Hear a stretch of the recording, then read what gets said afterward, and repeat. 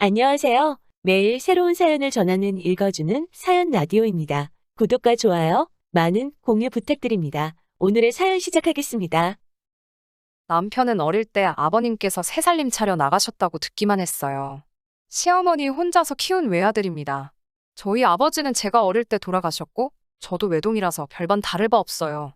몸이 평소에도 많이 약하셨던 저희 어머니 혼자 저를 키우기에는 많이 힘드셔서 친척들 도움을 많이 받기는 했지만요.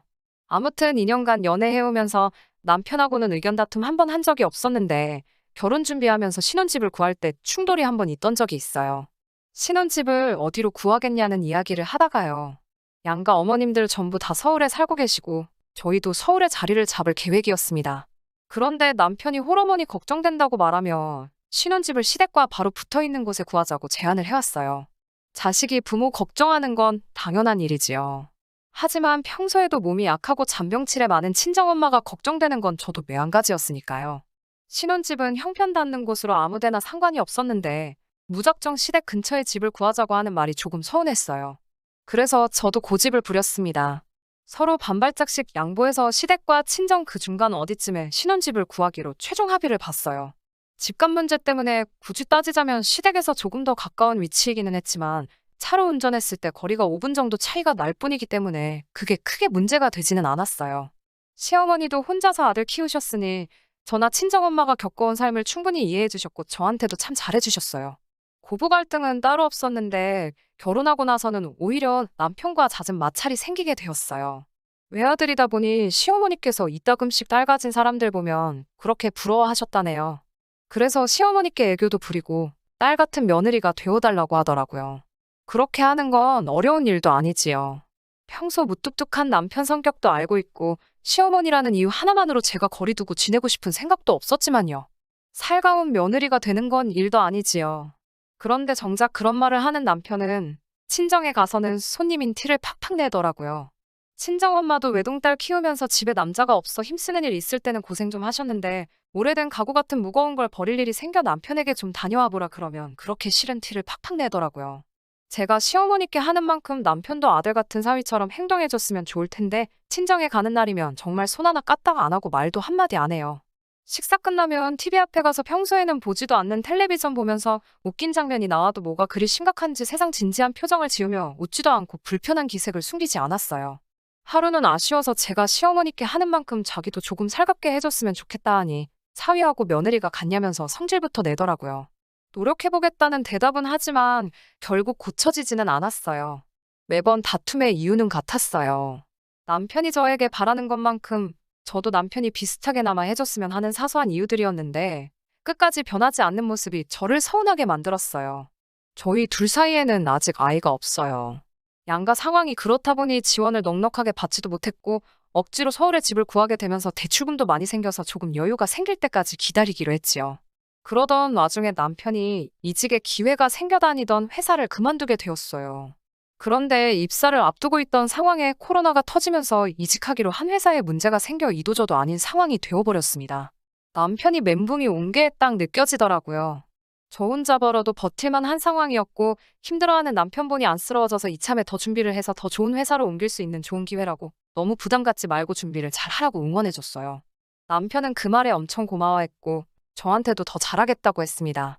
그때까지는 정말 우리 사이에 앞으로 그 어떤 문제가 있을 거라고 의심조차 하지 않았습니다. 그렇게 남편은 집에서 이직 준비를 하고 저 혼자 벌이로 생활을 시작한 지 얼마 되지 않아서 친정어머니께서 빌라 계단을 내려오다가 발을 헛디디셔서 크게 넘어지신 적이 있어요. 뼈가 부러지거나 한 건 아닌데 인대가 늘어나서 거동이 불편하신 정도로 끝나 다행이었지만 걱정이 되는 건 똑같았습니다. 남편에게 친정엄마의 상황을 설명하고 괜찮아지실 때까지 한동안만 우리 집에서 머물며 지내면 안 되겠냐고 물어봤어요. 남편은 그건 좀 어렵겠다며 반대를 하더라고요. 친정이 멀리 있는 것도 아닌데 그렇게까지 해야 하냐면서요. 정확한 이유는 제가 퇴근하고 돌아올 때까지 집에서 장모님과 둘이서 어색한 시간을 견디기 힘들다고 하는 뜻이었어요. 전 그게 불편하면 집에 있는 동안 일주일에 2-번 정도라도 찾아뵈서 필요한 것도 좀 사다 드리고 했으면 좋겠다고 부탁을 했어요. 남편이 그렇게 해주는 동안도 주말에 친정어머니 찾아뵈서 도와드리고 싶은 마음은 굴뚝 같았지만 너무 장모님만 챙기는 것 같다고 생각하는 남편을 위해 주말에는 시어머니하고 시간을 보내야 했어요. 다행히 어머니 다리 상태가 생각보다 금방 나아지셔서 아직 절뚝거리시기는 했지만 혼자서도 어지간한 것들 다 하실 수 있다고, 사위가 그동안 고생이 참 많았다고 하시더라고요. 남편에게 그래도 집에 있는 동안은 가끔씩 찾아뵙고 해달라고 했더니 그 나이 때 안 아픈 어르신들이 어디 있냐고 하면서 장모님이 괜찮다는데 유난 좀 떨지 말라고 하더라고요. 그 이후로 가끔씩 저희 어머니가 다리 한쪽이 저리다고 전화를 몇 번 하신 적이 있어요. 병원에 가보시겠냐 여쭈어봐도 괜한 걸로 사위 고생시키고 싶지 않다고 거절을 하셨어요. 그냥 다리 다쳤던 거 후유증인가 보다 하고 넘어갔죠. 그리고 잊을 수 없는 그날이 찾아왔습니다. 그날따라 회사에서 아침부터 회의에다 일이 정신없이 바빠서 친정어머니한테 걸려온 전화를 받지 못했어요. 한참 뒤에야 엄마한테서 온 문자를 확인했고요. 두통이 너무 심해서 낮잠도 못 자겠다고 보내셨더라고요. 집에 있는 남편에게 전화를 해서 상황이 이래저래 하니 잠깐 엄마한테 다녀오고 가능하면 병원에도 좀 모셔다 줄 수 있냐고 부탁을 했습니다. 남편은 장모님 몸 안 좋은 게 하루 이틀 일도 아니고 평소에도 엄살이 엄청 심하시지 않냐고 대놓고 가보기 싫다는 걸 돌려서 말하더라고요. 자기네 엄마는 열이 펄펄 끓어도 병원 한 번 안 가고 자기한테 엄살도 안 부리신다고요. 툭하면 병원이며 약이며 그걸 엄살 부리실 때마다 매번 어떻게 다 챙겨드리냐고 짜증을 내더라고요. 자기도 집에서 노는 게 아니라 이직 준비하느라고 힘든데 자기를 지금 집에서 노는 사람 취급하는 거냐며 화를 내길래 전화로 대판 싸우게 되었습니다. 혼자 택시 타고라도 병원에 다녀와 보시라 전화를 걸었는데 받지를 않으셨어요. 낮잠을 청하고 계셨으니 잠드신 거라 생각하고 따로 전화는 더 하지 않았습니다. 마침 야근까지 겹쳐서 그날 아주 늦게 퇴근을 하게 되었고 퇴근길에도 전화를 드렸는데 안 받으시길래 괜히 푹 주무시는 거 깨우나 싶어 다음날 일찍 전화드려야겠다 했어요. 평소에도 새벽잠이 많이 없으신 편이라 저도 아침 일찍 일어나 전화를 드렸는데 평소라면 한참 일어나 계실 시간인데도 전화를 받지 않으셨어요. 그때부터 안 좋은 예감이 들고 괜히 마음이 진정이 되지 않더라고요. 출근도 하지 않고 친정으로 향했습니다. 어머니는 바닥에 쓰러져 계셨어요. 급성 뇌경색이었습니다. 이미 골든타임을 놓치고 한참 시간이 지난 뒤였기 때문에 손쓸 도리가 없었고 뇌사 판정을 받으시고 나서 얼마 뒤 병원에서 돌아가셨습니다. 누구 탓을 하겠어요. 제가 이미 남편에게 다녀와 보라 전화했을 때에도 이미 늦은 상황이었대요. 남편이 제 말을 듣고 곧바로 친정으로 향했다 한들 이미 손쓰기에는 늦은 시간이었던 거예요. 제 잘못이 분명했어요. 엄마는 이미 몇 번이고 저에게 몸 상태가 평소와 다르다고 자주 연락을 했었는데 회사 일이 바쁘다는 핑계로 매번 남편에게 부탁만 하고 그냥 평소처럼 몸이 안 좋으신가 보다 하고 넘겼던 제 잘못이 분명했어요. 남편이 아주 잘못이 없다고 할 수는 없지만 제 잘못이 큰데도 남편을 원망하게 되었습니다. 그동안 장모님이라고 우리 엄마 불편하게 대했던 그런 식으로 저를 아쉽게 만들었던 일들이 자꾸 생각이 났어요. 한동안 한 집에 살면서도 서로 없는 사람인 척 살았습니다. 남편도 나름 저에게 미안한 마음이 있었을 테고 저도 엄마가 돌아가신 이유를 남편의 탓을 하기 시작했으니 집안 분위기가 말도 아니었어요. 그러다 하루는 아침에 일어났는데 평소보다 기분이 상쾌하더라고요. 제 눈치 본다고 거실 소파에 앉아 커피 테이블에 허리 숙이고 공부하고 있는 남편을 보니 원망스러운 것보다도 미안한 마음이 더 크게 들더라고요. 남편에게 그동안 견뎌줘서 고맙다. 그리고 미안하다 사과를 했어요.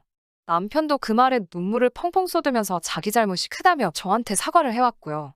그날 저는 어머니를 떠나보낸 사실을 이겨내고 남편과의 쌓여있던 악감정도 전부 풀었습니다. 그때까지만 해도 정말 저는 우리 사이에 이제 좋은 일만 가득할 거라고 생각을 했어요. 그리고 같은 주 주말에 퇴근을 하고 왔는데 현관 앞에 커다란 여행 가방이 하나 있고 집안은 어수선하더라고요. 옷방으로 쓰던 방에 있는 옷들은 거실 밖으로 다 꺼내져 있고 옷방 안에 시어머니가 짐을 풀고 계셨어요. 어머님께 어쩐 일로 오셨냐 물으니 남편이 말을 안 해줬냐고 위하해 하시더라고요. 남편한테 가서 무슨 일이냐 물으니 남편이 이제는 저에게 시어머니와의 합가를 요구하네요. 장모님 그렇게 된 거 보라고 자기는 이제 같은 후회를 남기기 싫다. 장모님 돌아가시고 나서 사실 혼자인 시어머니 걱정에 자기도 잠도 제대로 이루지 못했다고 말을 하네요. 평소에도 딸 같은 며느리였고 시어머니도 저에게 잘 해주니 어려울 게 뭐가 있느냐고 하네요.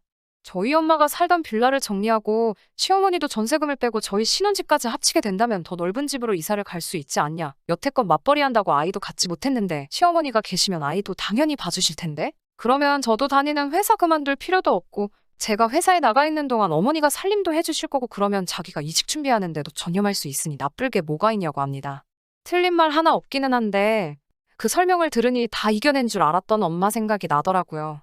다리 다치셨을 때도 불편하다는 이유로 잠시간 우리 집에서 지내지도 못하게 하고 몇 번 찾아뵙는 것도 귀찮아하고 어머니가 돌아가신 그날도 또 엄살 부린다고 말하고 저한테 언성을 높이던 그 모습도 같이 스쳐 지나갔어요.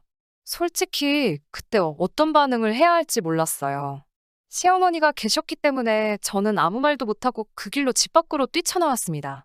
지금은 어머니 혼자 지내시던 비어있는 친정집에 와 있습니다. 거기서 이렇게 사연 적어봅니다. 산 사람은 살아야지라는 말도 알지만 그렇지만 끝내 다 이겨낸 줄 알았던 돌아가신 어머니 생각과 어머니 돌아가실 때에도 한 번도 생각해 본 적 없는 그동안 저를 서운하게 만들었던 남편의 모습이 생각나 끝내 저를 이기적인 사람으로 만드네요. 시어머니는 대체 무슨 일이냐고 연락이 오는데 자기가 불편해서 그런 거면 나중에 다시 오겠다 말씀하십니다. 후기라고 할 것까지는 없지만 사연 보냈던 게 생각나서 제 근황이 남아 이렇게 한번 보내봅니다. 돌아갈까도 몇 번이나 생각했지만 남편하고는 결국 이혼하기로 결정했습니다. 저는 시어머니가 합가하겠다고 돌아온 그날부터 어머니 혼자 지내시던 친정으로 옮겨 거기서 생활하고 있었어요. 몇 달이나 집이 비워져 있었으니 먼지투성이더라고요. 집 정리를 하다가 냉장고를 열었는데 돼지고기가 한가득 꽁꽁 얼려져 있더라고요. 사위가 좋아한다고 항상 저희가 올 때마다 돼지고기로 음식을 해주셨거든요. 평소에도 장모님이라 불편하다고 거리두던 남편이 뭐가 그렇게 이뻤는지 저는 냄새나서 먹지도 않는 돼지고기를 냉동실이 가득 차도록 얼려두셨네요. 거동이 불편하셔서 매번 올 때마다 사오실 수 없으니 미리 잔뜩 사다가 얼려놓으셨던 거예요. 저한테는 딸 같은 며느리가 되어달라 요구하면서도 정작 본인은 장모님은 불편하다고 거리를 두던 게 자꾸 생각이 났어요. 같이 사는 게 문제가 될 건 없지만 그렇게 하면 제가 평생 어머니가 돌아가신 일을 이겨내지 못하고 남편을 원망하며 살게 될 것 같다는 생각이 들었어요. 그래서 몇 날 며칠을 고민하다가 이혼을 하기로 최종 합의를 보았습니다. 시어머니는 혹시 이 결정이 본인의 합가 때문에 그런 거냐고 하시면서 자기는 혼자 살아도 문제 없다고 저를 말리셨어요.